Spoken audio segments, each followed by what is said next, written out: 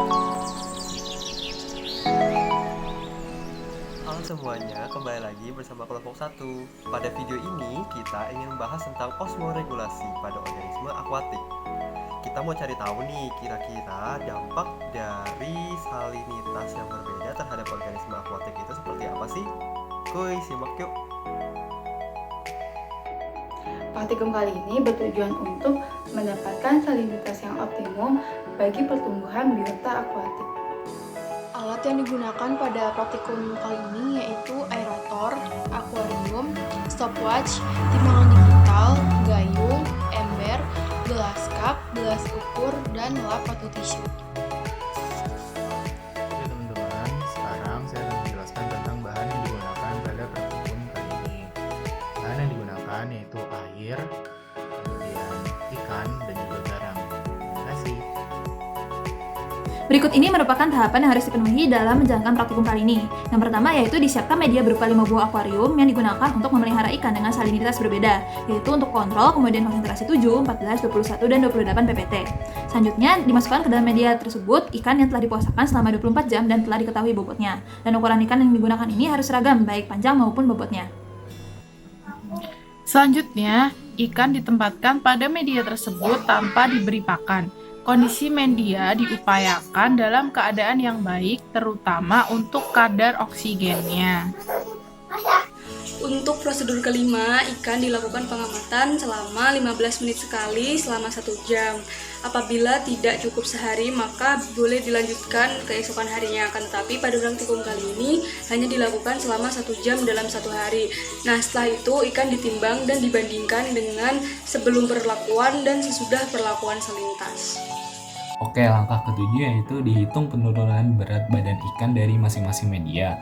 Lalu langkah ke-8 dan langkah yang terakhir ialah dihitung pula ikan yang masih hidup untuk mengetahui survival rate atau tingkat kelangsungan hidup. Hasil pada percobaan antara ikan nila dan ikan mas di survival rate dilakukan 2 kali ulangan dengan salinitas yang berbeda-beda yaitu 7 ppt, 14, 21, 28, 35, serta perlakuan gradual. Untuk penurunan bobot juga dilakukan dengan salinitas yang sama, tetapi hasil dari rata-rata perulangan ini menghasilkan data yang berbeda. Nah, untuk hubungan di penurunan bobot dan salinitas itu untuk pertama untuk ikan nila itu pada 7 ppt itu mengalami penurunan 1,53 gram untuk ulangan 1 dan 1,92 untuk ulangan 2.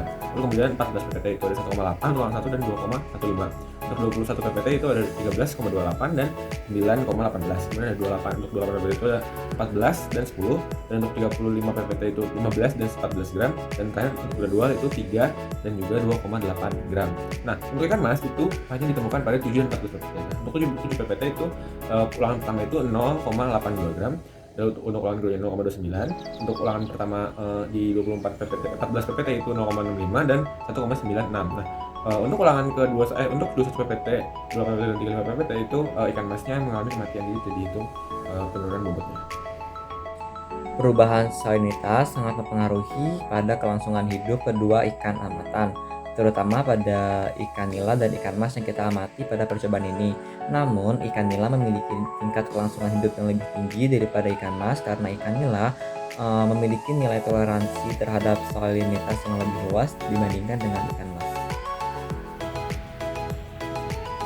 Kesimpulannya, salinitas sangat mempengaruhi kelangsungan hidup organisme akuatik khususnya ikan.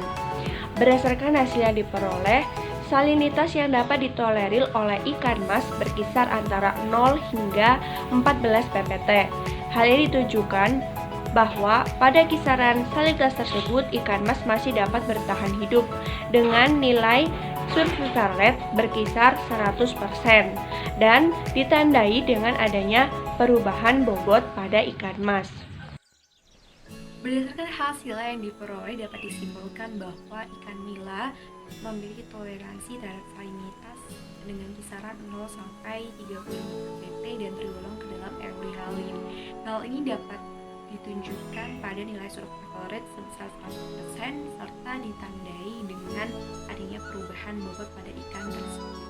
Saya Nugraha selaku editor dalam video praktikum kali ini mengucapkan terima kasih dan sampai jumpa.